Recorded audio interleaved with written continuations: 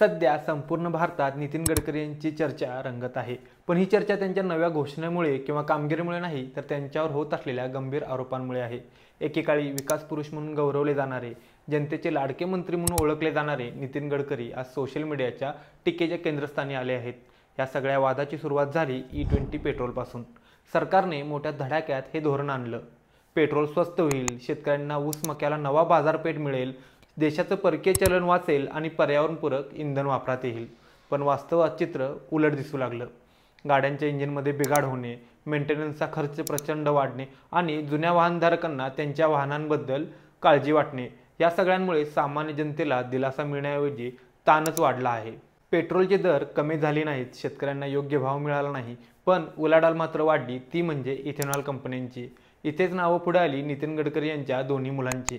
देशातील 2 मोठ्या इथेनॉल कंपन्यांमध्ये गडकरींच्या मुलांची थेट भागीदारी असल्याचे आरोप झाले।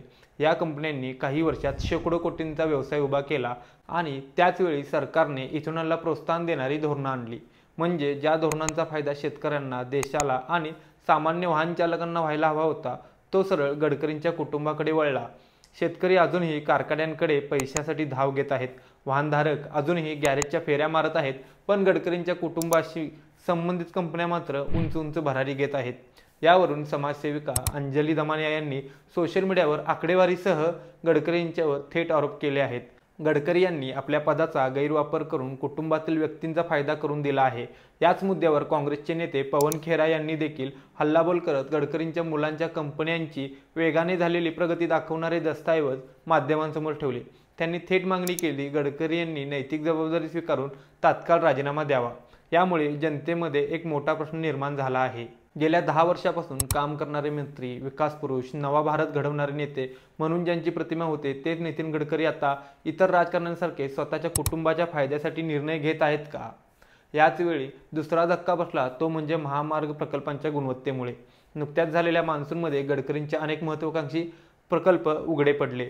कोसळणारे फ्लायओव्हर, खड्ड्यांनी भरलेले हायवे, नव्या रस्त्यांची वर्षभरात झालेली दुरवस्था जनतेच्या डोळ्यातील विश्वास हादरवणारं होतं। म्हणजे विकासाची जी मोठी स्वप्ने दाखवली गेली, ती स्वप्ने प्रत्यक्षात उतरवताना तुटलेली आणि डागाळलेली दिसत आहेत। ज्यांच्यावर जनतेचा विश्वास होता, त्यांचीच ओळख आता प्रश्नचिन्हात बदलली आहे। सोशल मीडियावर गडकरी अजूनही चर्चेच्या केंद्रस्थानी आहेत, पण आता त्यांच्या प्रशंसेपेक्षा विरोधात आवाज जास्त उठताना दिसतो आहे। एकेकाळी आवडते मंत्री असलेले गडकरी आज स्वतःच मोठ्या अडचणीत सापडले आहेत, कारण लोकांच्या मनात प्रश्न उभा राहिला आहे, नितीन गडकरी खरंच डेव्हलपमेंट मॅन आहेत की तेही आपल्या मुलांबाळांसाठी फॅमिली मॅन निघाले? तुम्हाला काय वाटतं? नितीन गडकरी खरंच डेव्हलपमेंट मॅन आहेत की त्यांच्या फॅमिलीसाठी फॅमिली मॅन आहेत? तुमचं मत आम्हाला कमेंट करून सांगा आणि अशाच नवनवीन व्हिडिओसाठी आपल्या विशाल चॅनेलला सबस्क्राईब करा। जय हिंद, जय महाराष्ट्र।